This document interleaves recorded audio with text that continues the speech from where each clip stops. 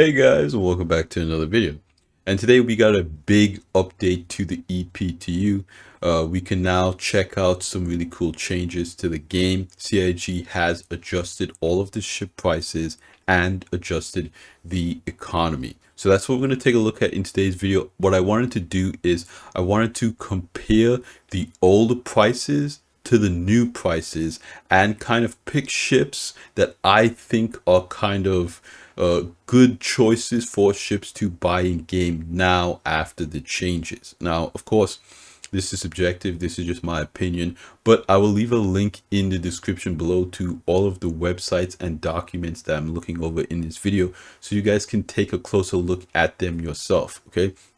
Of course, I think it's really cool that the community puts together these different spreadsheets and tools that essentially enable us to be more informed about the game that we play and love. Now, one of the big changes is to DPS calculator. I do want to shout this out. This is a website that I use all the time. It's a very cool tool that you guys should take a look at and consider supporting as well. One of the big changes in 323 is that now gimbal sizes and the weapon sizes now match. So before, if you put a gimbal on your ship, the weapon would be sized down and you would have to essentially hard mount the weapon if you wanted to use the hard mount's actual size.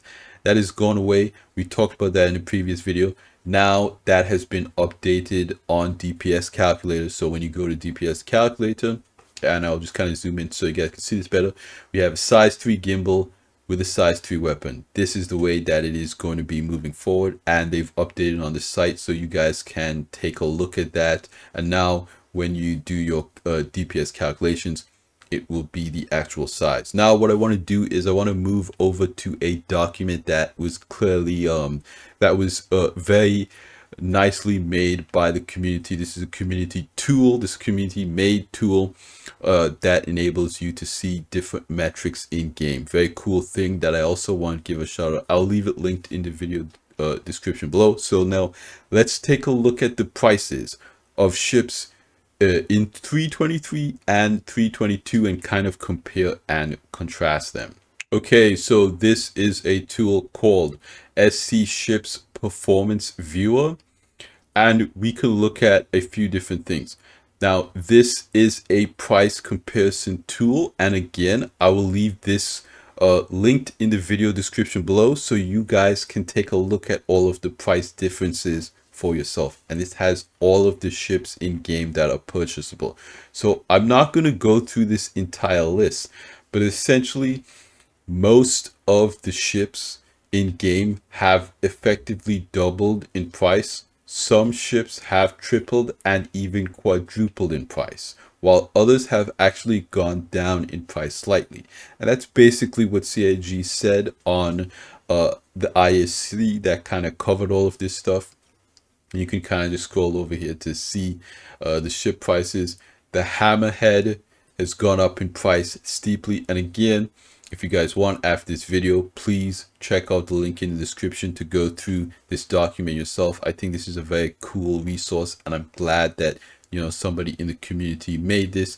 Noticeable things that have gone down in price: the Great Cat ROC.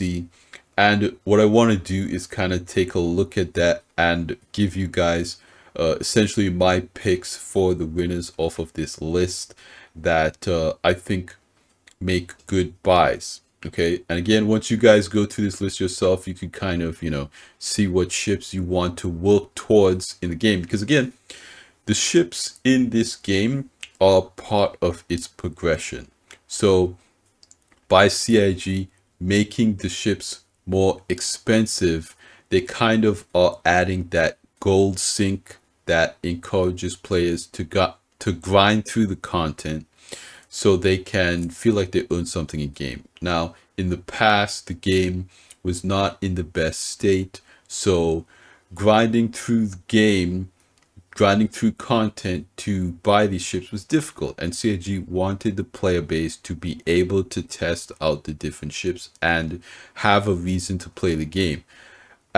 So basically what CIG wants to do is get the game closer to a more consistent playable experience where players feel like they have a little bit more of that progression. Now, these prices are not set in stone. They more likely will change before or beta 1.0 that CIG is talking about and everybody's kind of talking about now that they've mentioned it. Obviously, I think that's still very far away, but CIG want to give the community uh kind of their vision for what that game looks like and kind of brace us for it. Essentially, this economy rebalance will give us an idea what the finalized ship prices could be. It will be more expensive, and we will have to play through the content to earn certain ships. And I think that makes sense. We can see the 890 jump here, 65,000 for 65 million, excuse me, from 32 million.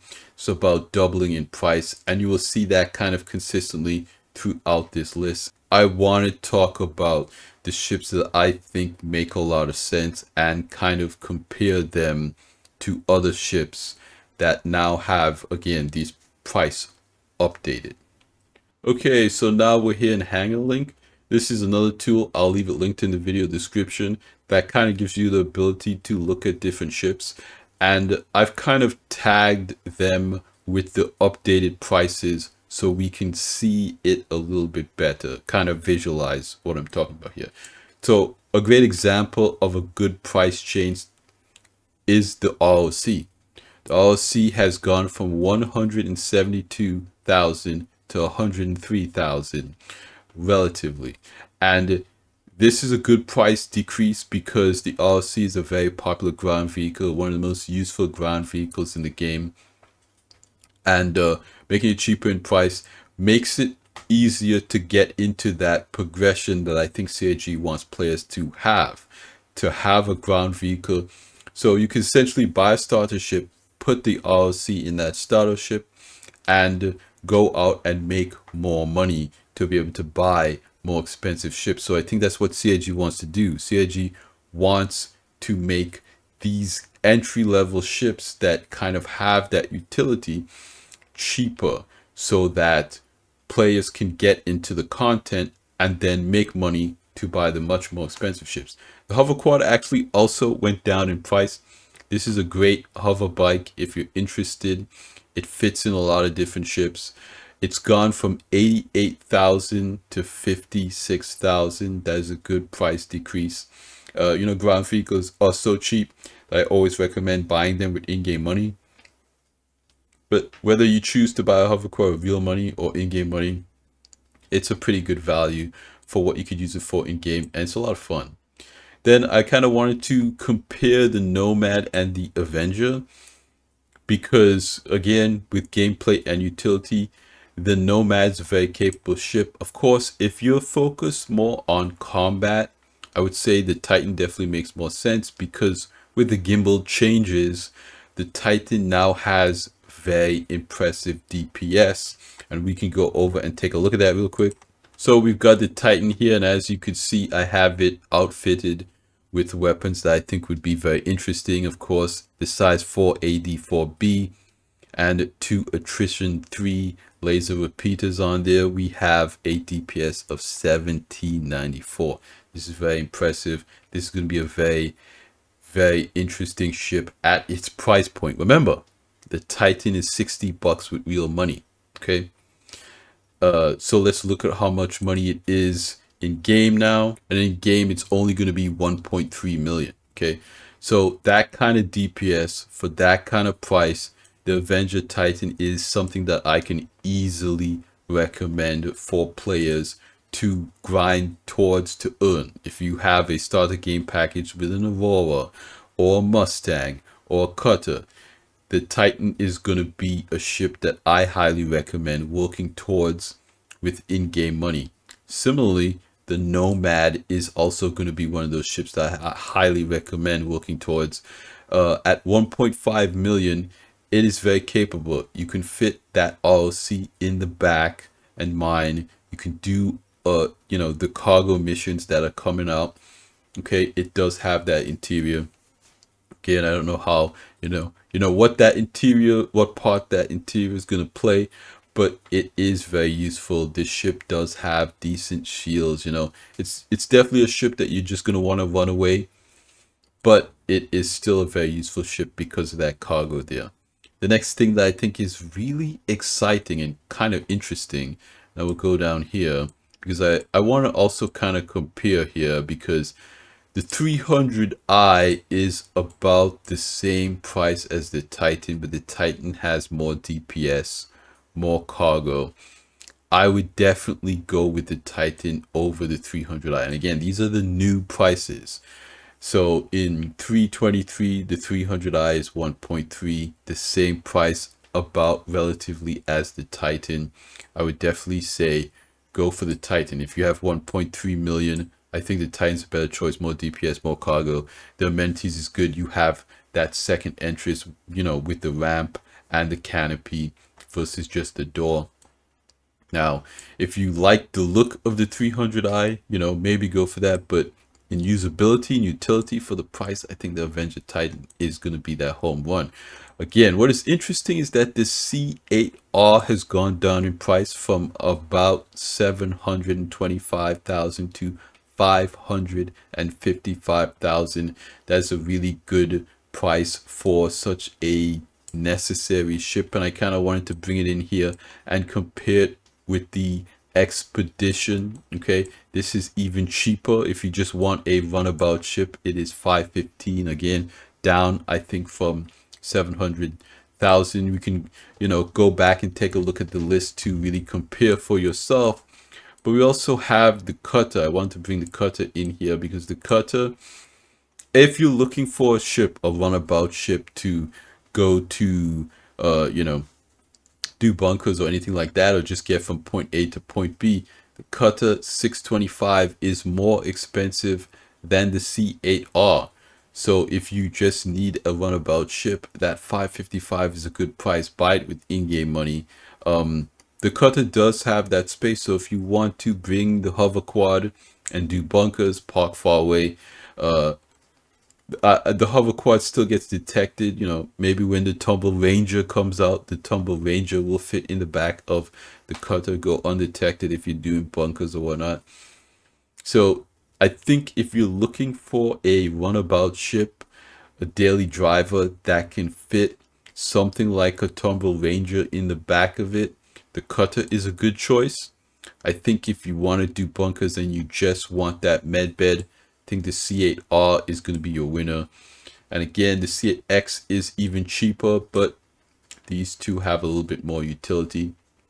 But honestly, if you're looking for a runabout ship that has space for, you know, a that Tumble Ranger, the C8X probably be a better choice than the cutter. I mean, the cutter does that have that bed and that bathroom, but again, now that they're making some changes to login, I have no idea how valuable that is. So if logging is not important to you, if you just want a runabout ship that has space for a ground vehicle to do bunkers and whatnot, that Pisces Expedition at 515 is looking like a good price, and that C8R at 555 is looking even better in my personal opinion. So I would say these are our losers, these are our winners so far. So next we want to move on to a little bit bigger ships: the Corsair, the Freelancer, the Andromeda, and the 400i. In my opinion, the Corsair is the breakout winner of this list at 6.5.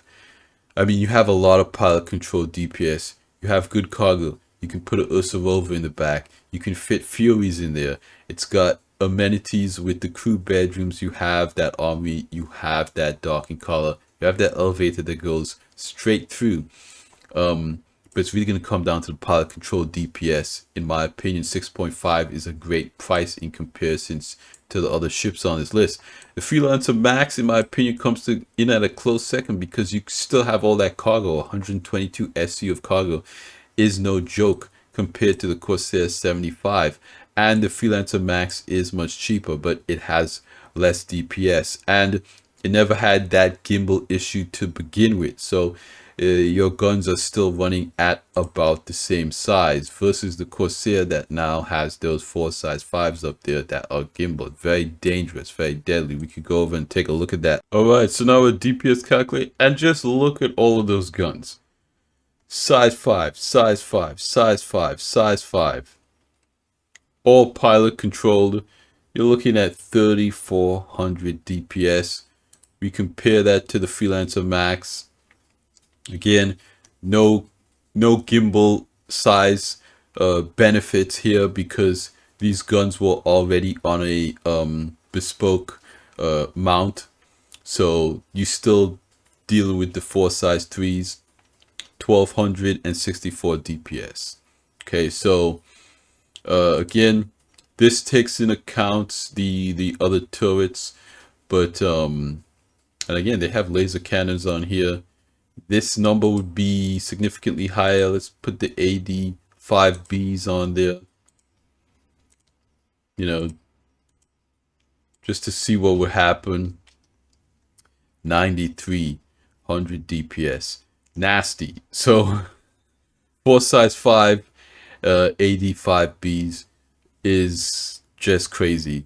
And now we know the DPS again because the gimbal changes. Let's take a look at the other ships it's competing with. Okay, so you saw the DPS, right, of the Max and the Corsair. I think the Max is still a good deal at 4.2. The Andromeda, you're coming in with similar DPS because you've got those 4 size 5 pilot controlled guns, but it is almost double the price as the Corsair. Okay, you have a little bit more cargo capacity. I believe the Corsair has 75 and the Andromeda has 92. Of course, the Taurus I think has 175. So the Taurus has significantly more than the Andromeda, and you also have you still have those 4 size 5 pilot controlled guns. So let's bring in the Taurus here. Okay, so let's say the Andromeda might be a little bit too much if you're interested in cargo running and you want that DPS. Taurus still has those 4 size 5s on there. It's coming in at 8 million. It's cheaper than the Andromeda, has similar DPS, pilot control DPS to the Corsair, but more cargo, 175, I believe, around that to the Corsair. So for 8 million, it's not a bad deal if you're interested in cargo hauling around that amount. But again, for the DPS that the Corsair has, 6.5 million is very aggressive of a price point. So I would say the Corsair is kind of the breakout winner in this class of ship, in my opinion. And last we got the 400i. 400i is coming at 11.4 million. Again, you have CIG has that kind of luxury tax on these ships now. Pilot control DPS is anemic. The cargo is anemic. The interior amenities, again, with the bed logging changes, I have no idea how useful it is. It does have that bike storage area, but you can put a bike in a Corsair. It's not really a big deal. Takes up almost no space. I think the 400i doesn't make any sense anymore to buy in game. I mean, you can if you really want this ship, but 11.4 in my opinion, compared to these other ships, not worth it. I think the winner right here is the Corsair. Again, if you really like the design of this, of course, go for it all day long, but I think your money is better spent on a Corsair. Your in-game money, that is better spent on a Corsair. Then I just have the Caterpillar and the C2 here to kind of compare their prices, 12.4 million to 18.9 million. The C2 is significantly more expensive. Again, I think these ships both almost double in price here. You guys can check the kind of spreadsheet that they made. I think the Caterpillar at 12.4 is a pretty good value because again, it's not that much more expensive than a Taurus, and it has about, almost twice the cargo capacity. So you're really maximizing again with the cargo changes. I have no idea how easy or difficult loading is going to be. I think the C2 is also still, probably the best cargo ship in the game right now. I would say it's the best cargo ship in the game. I think the Galaxy, when that comes out with its cargo pod, a lot of people are going to gravitate towards that because it also has that hangar. But right now, that C2, I don't think that's too bad. 18.9 in-game price. But hey, this was kind of an interesting video. I know I've been kind of all over the place looking at different websites, using different tools to compare and contrast the prices. Here we could go back over to the list. Okay, and then, you guys could go through this list. Again, I'll leave it linked in the video description. I think it's really cool that, somebody made this. We could see every ship price in the game and compare it and, plan out our gameplay, try to make better decisions. Let me know what you guys think about this update in the comments down below. Are you mad that CIG raised a lot of the prices? Are you happy? Do you think these prices make a lot more sense? I think this is a pretty good change. I don't think the prices are too bad. I think obviously you gotta, there are some ships like the Hammerhead that I think, it was priced very low before, I think, because a lot of people are looking at it, okay, this ship is very cool, I just want to try it out and fly it. But realistically, this is an AUG ship. It has no pilot controlled guns. This is something that you're going to work together in a group to buy and use in a group. So more than likely you'll all like do mining or something like that, pull your money together and buy it and use it as a group. So I think that makes sense if CAG, improves AUG permissions, maybe make shared accounts where, shared money trading accounts. So like you can have like an AUG account, for instance, where you buy a ship in game and the ownership of that ship can be split. Again, I don't know if CIG is going to make any tool like that. That might be crazy. That might be asking for too much. I have no idea. But I think the Hammerhead makes more sense as an AUG purchase than, a solo player just making 12 million and flying it around for fun. And again, that's something that players did in the past a lot, to test out different ships. But now that the game is, CIG wants it to be in a place where it's like considered a playable game and not a tech demo. So I understand that they want to encourage progression. They want to put in these gold sinks so players work towards something and feel like they've earned something. But again, with the way wipes work, we'll see how this plays out. We'll see how if we'll be able to keep these things longer term. I know that before 1.0 there definitely will be a wipe, so everybody has that even playing field. But until then, I think CIG kind of wants the players to know where what the game is going to be like when it gets released, what the economy, what their goals are for the game and the progression system. So let me know what you guys think about all this. I think this was a really interesting update. You guys should, if you have access to it, hop on 323. It is playing a little bit better. I am getting better performance, having a bit less issues with the interaction system. It is still taking kind of long when you click a button. It's not very responsive, but it's that kind of seems like it's down to server issues, and once CIG figures that out, it's going to be a really nice experience. So I'm still very excited for 323. I will be playing it and showing you guys what's up, and so yeah, stay tuned for that. But that's going to be it for me here today in today's video. Let me know down in the comments what you guys think about all this, and like I always say at the end of these videos, you guys like the video if you liked it, subscribe if you want to see more, and I'll see you guys in the next one. Salute.